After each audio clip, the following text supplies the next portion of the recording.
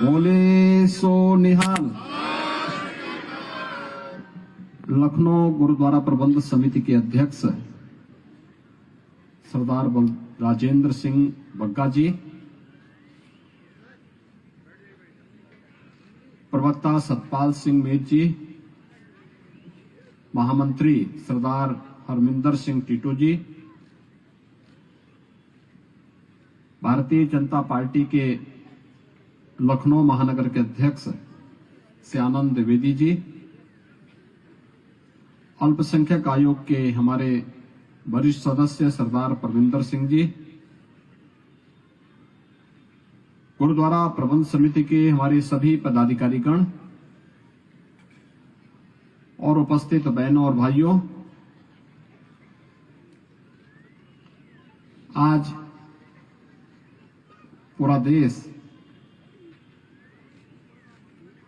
दशमेश गुरु महाराज की प्रकाशोत्सव के साथ जुड़ करके उनकी स्मृतियों को नमन करते हुए एक नई प्रेरणा प्राप्त कर रहा है। इस अवसर पर आप सबको और पूरे प्रदेशवासियों को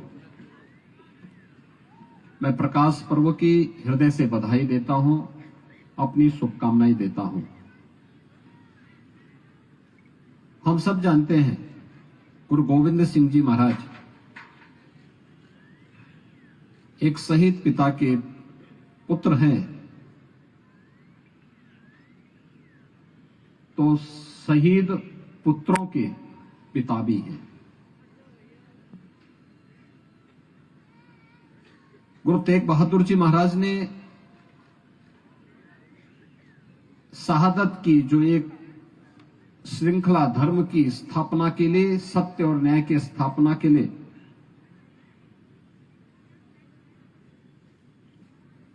उस कालखंड में की थी,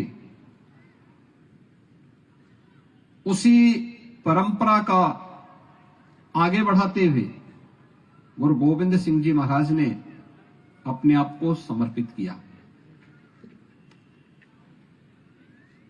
याद करिए, चार पुत्र, साहबजादा अजीत सिंह, साहबजादा जुझार सिंह, साहबजादा जोरावर सिंह और साहबजादा फतेह सिंह, चार पुत्र धर्म के लिए, देश के लिए अपनी शहादत देते हैं। माता गुजरी इस शहादत की प्रत्यक्ष उदाहरण बनती है, और तब भी गुरु गोविंद सिंह जी महाराज ने हमारे सामने जो उदाहरण प्रस्तुत किए, वो आज भी हम सब के लिए उतना ही प्रेरक है। पूरे देश के लिए, पूरे समाज के लिए, हर सिख के लिए। हम लोग इस बात को मानते हैं, खालसा पंथ की स्थापना ये मुगल साम्राज्य के अस्त का कारण बना, उनके पतन का कारण बना। औरंगजेब हो या वजीर खान, उन्होंने जो कृत्य किया था,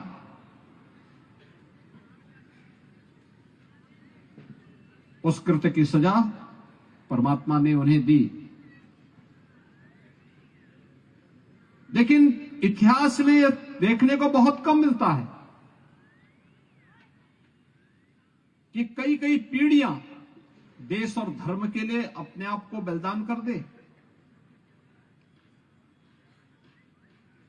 और आज जब हम यहां पे गुरु महाराज की इस पावन प्रकाशोत्सव कार्यक्रम के साथ जुड़ रहे हैं, तो प्रेरणा हम सबको एक नई शक्ति प्रदान करता है। यह हमारा सौभाग्य है कि लखनऊ गुरुद्वारा प्रबंध समिति के द्वारा जो मांग 2019-20 में राज्य सरकार के सामने रखी गई थी, और सन 2018-19 में गुरु नानक देव जी महाराज के 550वें प्रकाश पर्व के अवसर पर जो महान कीर्तन कार्यक्रम दरबार मुख्यमंत्री आवास पे आयोजित हुआ था, इसके उपरांत कोरोना जैसी महामारी का सामना करते हुए भी साहबजादा दिवस के आयोजन के कार्यक्रम 2020 से प्रारंभ हुए और प्रधानमंत्री मोदी जी ने 26 दिसंबर की तिथि गुरु गोविंद सिंह महाराज के दोनों छोटे पुत्र साहबजादा जोरावर सिंह, साहबजादा फतेह सिंह की स्मृतियों को समर्पित करते हुए वीर बाल दिवस, साहबजादा दिवस के रूप में इस दिवस को राष्ट्रीय स्तर पर आयोजित करने का निर्णय लिया। और आज हम सब इस पर्व के साथ जब जुड़ते हैं तो भारत के कोटि कोटि नौजवानों के लिए वह एक नई प्रेरणा होती है। 7 साल और 9 साल की उम्र क्या होती है? क्या उम्र होती है जब साहबजादा अजीत सिंह और जुझार सिंह युद्ध के मैदान में वीरगति को प्राप्त होते हैं।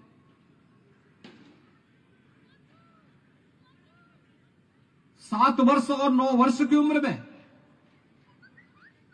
हम अपना धर्म नहीं छोड़ेंगे।